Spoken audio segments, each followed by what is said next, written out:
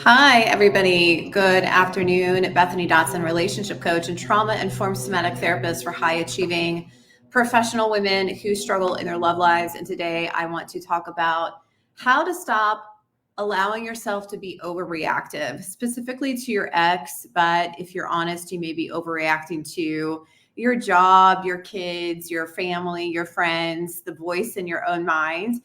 And you may be feeling exhausted. You may be feeling numb. You may be feeling stuck in your life. And I want to talk about actually four specific steps that you need to implement in your life on a consistent basis in order to change that and get unstuck, move forward after your most recent ex who was likely unfulfilling, unhealthy for you in some way, and really shift your trajectory and who you attract into your life, heal your underlying trauma that causes you to repeat these cycles, and be happy every single day. A lot of the women that I work with want a great relationship, but when we get down to it, they really just want to be happy every day. They want to stop feeling burnt out. They want to stop feeling resentful about their ex. They want to stop feeling unattractive, not confident. So here we go. Two things that I want to mention before we talk about the four steps. The first one is a concept of, like, if you find that you're being overreactive to your ex or overreactive to life in general, meaning I had somebody in my Facebook group say, I make mountains out of molehills, that you turn something small into this big, huge catastrophe. If you're catastrophizing things in your life and specifically allowing whatever your ex is doing or is not doing to send you down a mental spiral where you get stuck, the first thing to realize is that you may very well be addicted to this pattern. There is a entrepreneur, podcast host, Ed Milet. He calls it being addicted to the needle of negativity. And it's not an easy thing to admit that, oh, am I actually addicted to drama? Am I addicted to chaos? But when you're subjected to and stay in a relationship where you're walking on eggshells, where you're not getting your needs met, where you're trying really, really, really hard, where you're fixing everything, where you're overcommitting, where you're over functioning in that relationship, it literally changes how your brain is wired and it changes how your nervous system is patterned. So instead of feeling calm and happy and at ease and at peace and okay with the unknown in the future and okay with like whatever's happening in your life and trusting yourself, you feel on edge all the time. You feel like you don't know when the next shoe is going to drop. You don't trust that the good times are going to last because in the back of your mind, you're just anticipating the next fight or the next abusive episode. And so when you leave a relationship like that, that pattern doesn't go away when you leave the relationship. That pattern continues to live on in you as a trauma response that has not been rewired yet. So you'll find yourself when your ex texts you about the kids, or when you find out that he's dating somebody new or that he's getting engaged, or when you find out that somebody at work is getting the promotion and you're not, you are going to be trigger happy, and that antsy, amped up, anxiety producing wiring that you have in your brain and in your body as your nervous system is going to start firing really, really easily because this is what's been programmed in from your experiences in relationship. So, and another thing to keep in mind here is that if you are constantly, I don't know why these fireworks are going off, if you're constantly thinking about what your ex did to you, if you're constantly worrying about if you're ever going to meet anybody, or you get on a dating app and then you have a couple of negative experiences and then you start writing the story that something's wrong with you.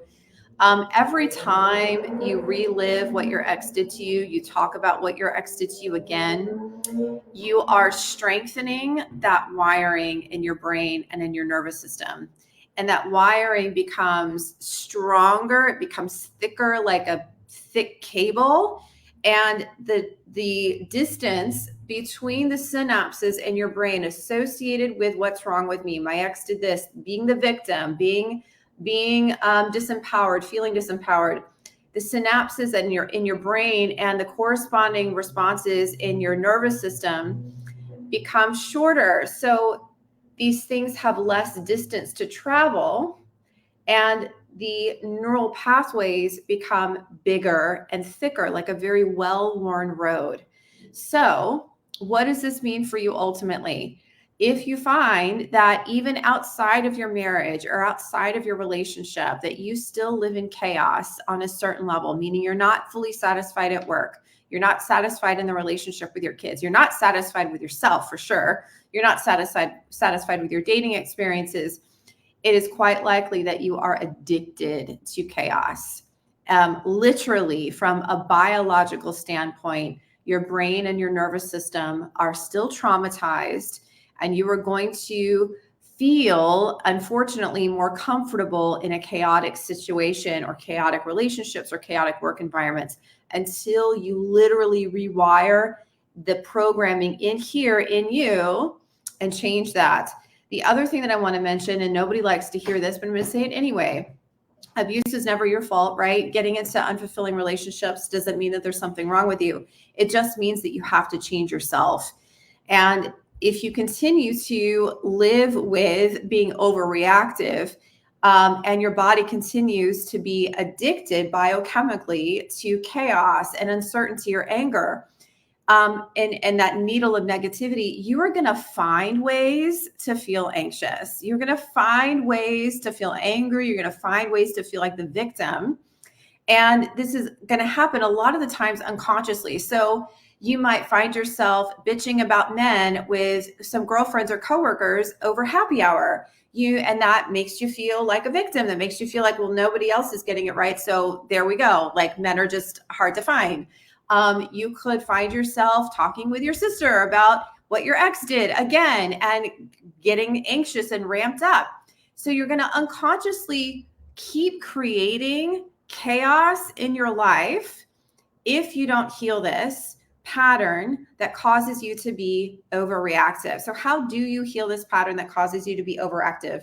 First and foremost, you need to make the decision that you are sick and tired of talking about what your ex did to you. You're sick and you realize that all this is doing. I was just talking with somebody recently who'd spent like almost a decade, and she was still blaming her ex. And her life, and no surprise, was a complete, not at all happy, still attracting the same unhealthy relationships because she was still living like a victim. And she was still emotionally and logically in her mind and in her body continuously going over and over and over again all the bad things that have happened to her in the recent past. When you do that, you are not changing anything in here. You are just reinforcing and strengthening that. So you have to make the decision that you are tired of feeling like a victim. You are tired of feeling stuck, and you have to do something differently at this point. It's not like I need to do something differently. I want to do something differently, because there are thousands, millions of people that want to lose weight, that know they need to stop smoking, but yet they don't do it because the pain of being in their crap is not big enough yet. And there's a very common scenario that happens with people who, in addiction recovery, is that they usually have to get to rock bottom. Things have to get really, really, really bad for them to finally make that decision to change. So the first and most important critical step is to make the decision that you have to change. There will never be a time when people on the outside act correctly so that they don't trigger you. There will never be a time when you meet the right person, just comes into your life, and all of a sudden you're healed and you feel happy and you don't feel alone anymore. You have to learn how to feel happy now. You have to learn how to change your thinking and step out of the victim identity and change all of the ways that you keep yourself stuck by people pleasing, by saying yes when you mean no, by continuing to tolerate low quality relationships, low quality friendships. So that's the first and most critical step, is making that decision. The second step that you have to employ is following a rewiring process to heal the trauma remnants in your brain and in your nervous system. At Break the Cycle, we use somatic therapy, which is an evidence-based protocol for rewiring your brain, those synapses up there, out of what's wrong with me, out of I'm stuck, out of emotional disassociation, and into helping you feel positive. Not that we're like bypassing your negative stuff, we're helping you safely process those repressed emotions. But at the end, the ultimate goal is helping you reset how you're thinking to one that is more confident, to a woman that is more self-assured, to a woman who actually believes that she's worthy of love. And it's not just lip service that you're saying, to a woman who has strong boundaries and who maintains and reinforces her boundaries, to a woman who has high standards and values herself. So you have to rewire the effects of what happened to you in the past. And you have to rewire that both in your brain by shifting how you're thinking every single day, by letting go of triggers as they come up instead of avoiding your feelings or coping with your bad feelings. They're not, no feelings are bad, but coping with sadness or anger by being a workaholic or by having a few glasses of wine every night or by keeping yourself chronically busy. You have to commit to a protocol, an evidence-based proven protocol to rewire how you're thinking and how you're feeling. That is the most fundamental and important step. And this rewiring process is like breaking an addiction. It's breaking your addiction to negativity. It's breaking your addiction to chaos. And like I tell my clients, anytime you commit to healing a habit or breaking a habit, you can expect a certain level of discomfort to be present in your life because you're going to go through a period of withdrawal. You're going to go through a period where you might want to think about your ex, or your ex calls you and you want to react a certain way, and you have to catch yourself so that you don't continue repeating that cycle. So step one, make the firm decision. You have to change, that it's an absolute must for you to change, that you are the problem. You realize that you're the problem in your love life. You're the common denominator, and there's nothing else is going to change until you change. Step number two is commit to a process of rewiring your trauma responses that are still present in your brain and in your nervous system. The third step is that you have to have clear, very succinct, juicy, exciting goals that light you up. And this is one of the downfalls of people who go to therapy. People who go to therapy tend to go when life is at an all-time low and they're looking to get back to baseline. But most of the time, the baseline that they were at before things fell apart in their life wasn't even that high to begin with. It was just like, I'm surviving. I'm just getting through the day to day. And then my ex left. I broke up with my boyfriend, who was another covert narcissist. And you just kind of use therapy to like pull yourself up out of the hole, but then you don't ever really continue climbing or evolving or changing your behavior. And sometimes, a lot of times, this is due to a lack of a vision, a lack of like very succinct, juicy goals that scare you and that equally excite you. One of the first things that I have my clients do when they enroll and break the cycle is to write a 3-year vision. And they're writing an email to me in 3 years from now, but they're pretending that it's the present moment. So they're pretending that it's 2027. And they are stepping into that identity as the woman who already has the amazing relationship, the woman whose kids are already excelling in college and in their careers and in their relationships, the woman who already has the dream home, the woman who already has the money in the bank, and being extremely clear on what she really, really wants. If you're living in survival mode every day, if your nervous system is shut down because you tolerated abuse in your relationships, if you are coping with your loneliness by being a workaholic and keeping yourself chronically busy and anxious, it is almost impossible to have crystal clear goals that you go after consistently because your nervous system, your brain, and your nervous system are not equipped yet to take those action steps, which is why the rewiring process in step 2 is so important.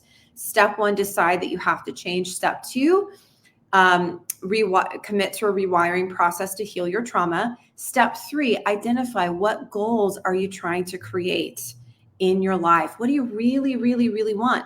Another thing that we find that clients really struggle with is giving themselves permission to identify what they really, really want. A lot of the women we work with have spent decades prioritizing everybody else, including an unhealthy ex-husband, over herself, her kids, her work, her clients, her colleagues, her family, her friends.